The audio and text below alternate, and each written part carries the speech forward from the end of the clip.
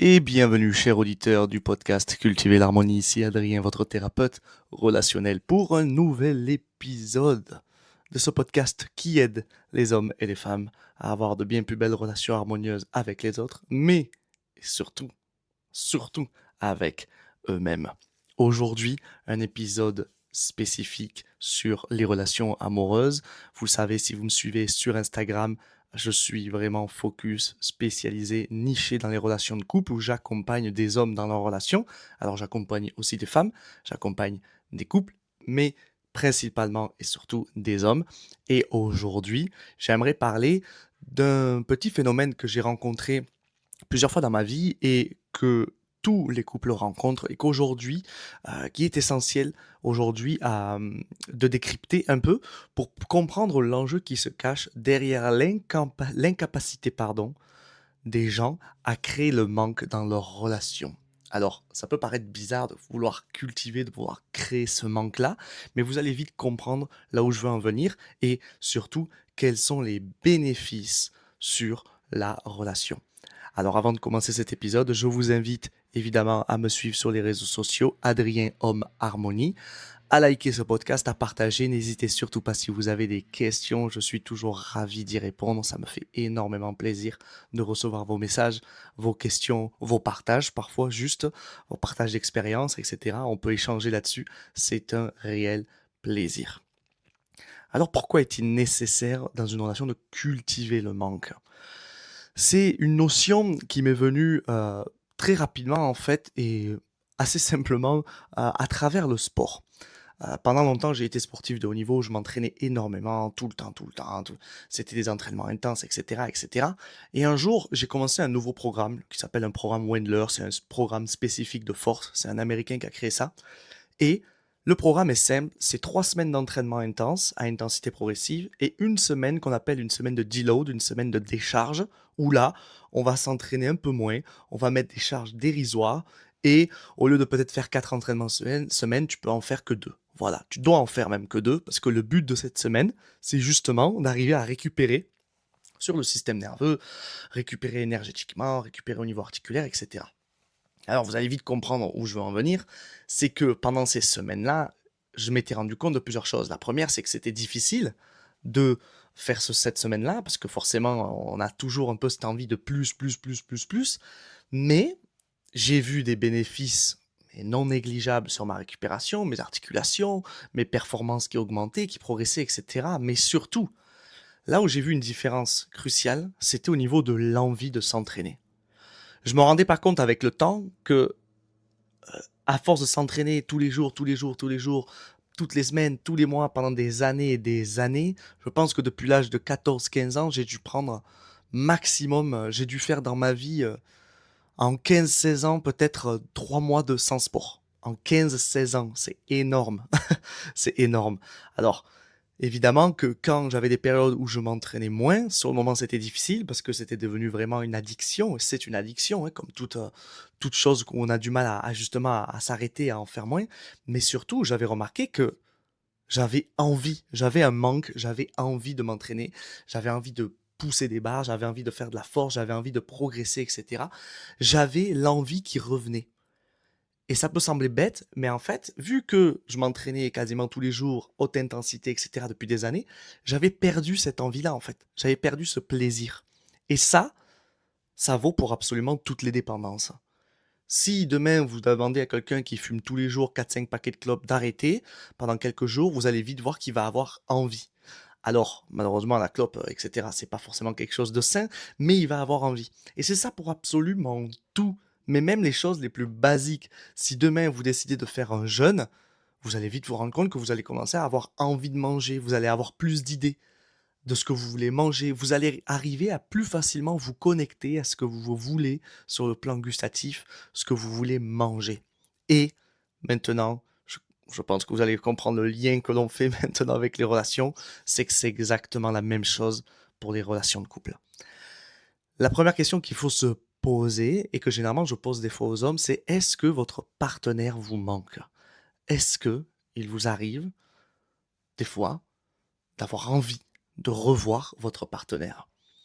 Alors c'est une question qui peut paraître bête, Mais généralement, les gens soit ne savent pas quoi répondre, soit en fait, ils sont là, bah, pas vraiment parce que je suis tout le temps avec. Et oui, c'est ça le problème de la routine. À un moment donné, quand on commence à s'installer avec son partenaire, etc., c'est le fait qu'on est tout le temps avec la même personne. Et il y a des problèmes à ça. Il y a des problèmes à ça, c'est qu'à un moment donné, à force d'être tout le temps avec la même personne, on commence à développer moins de tolérance pour cette personne, on commence à se lasser un peu, on commence à perdre un peu l'envie d'être avec cette personne.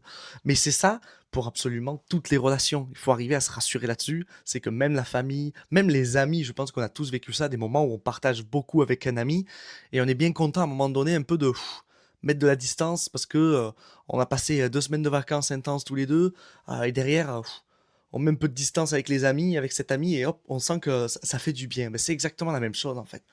Toute n'importe quelle relation, c'est extrêmement compliqué quand on est tout le temps H24 collé l'un à l'autre. Et c'est un peu ce qu'on voit dans les relations quand on est adolescent, etc.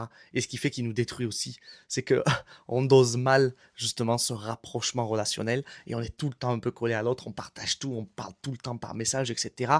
Et en fait, on donne tellement et on reçoit tellement qu'à un moment donné, pour arriver à être stimulé encore plus, il faudrait une dose mais monstrueuse. Et en fait, on est très très très vite, on est devenu, comment dire, pas dépendant, mais j'ai pas les mots. Quand on prend une drogue et qu'en fait, à un moment donné, il nous faut toujours plus, toujours plus, toujours plus, toujours plus, ben en fait, à un moment donné, on est habitué à ça et ça n'a plus d'effet, en fait. Ça n'a plus d'effet là-dessus. Il y a comme une résistance à l'effet que la relation nous procure. Ben, c'est exactement la même chose. Et c'est un point important parce que beaucoup de de gens en couple n'arrivent pas à cultiver justement ce manque-là.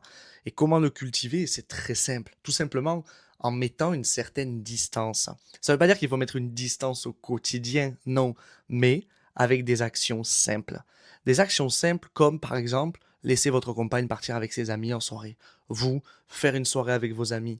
Faire une soirée, une journée avec votre famille, rien qu'avec elle, sans votre compagnon ou votre compagne faire des activités sans l'un et sans l'autre. Le but, c'est déjà dans un premier temps de se reconcentrer sur soi-même, de se reconnecter à soi-même à travers des activités, de profiter de moments pour soi-même, pour mieux profiter des moments avec son ou sa partenaire.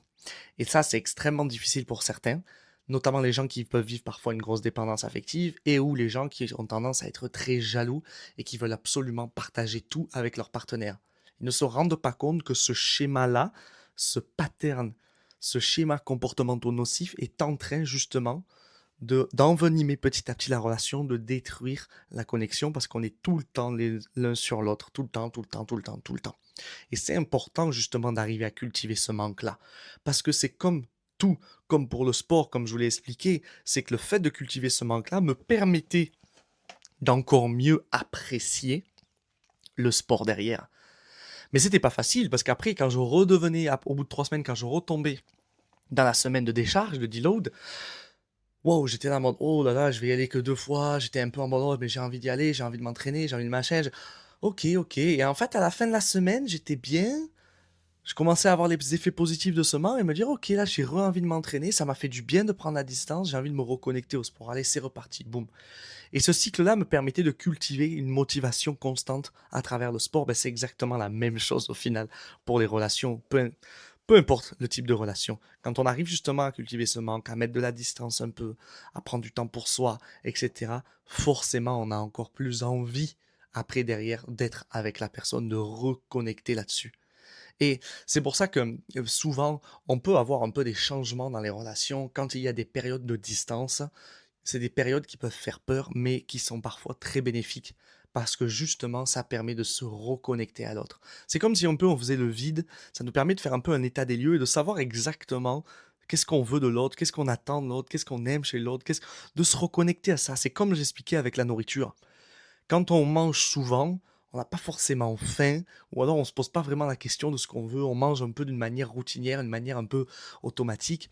Mais quand on commence justement à faire des jeûnes, etc., et que là, on prend le temps d'avoir faim, on cultive cette faim-là, et bien on se dit, waouh, en fait, oh là, j'aimerais trop manger ça là. Oh là, j'aimerais trop manger un burger, machin. Oh là, j'aimerais trop manger des pâtes. Ben là, en fait, on se reconnecte à vraiment ce que l'on veut par rapport à notre rapport à la nourriture. Mais c'est exactement la même chose avec les relations. Quand vous allez réussir à mettre de plus en plus, petit à petit, cette distance-là, de temps en temps, à travers ces petites activités, etc., c'est là en fait que vous allez pouvoir justement vous reconnecter encore plus. En fait, au final, l'une des clés dans l'épanouissement d'une relation, c'est ça. C'est d'arriver à cultiver ces moments où chacun met de la distance, chacun prend du temps pour lui à travers ses activités, ses autres relations, etc. Et en même temps, c'est d'arriver à cultiver ces activités qu'on partage ensemble, ces moments qu'on partage ensemble, qui peuvent être des trucs très bêtes.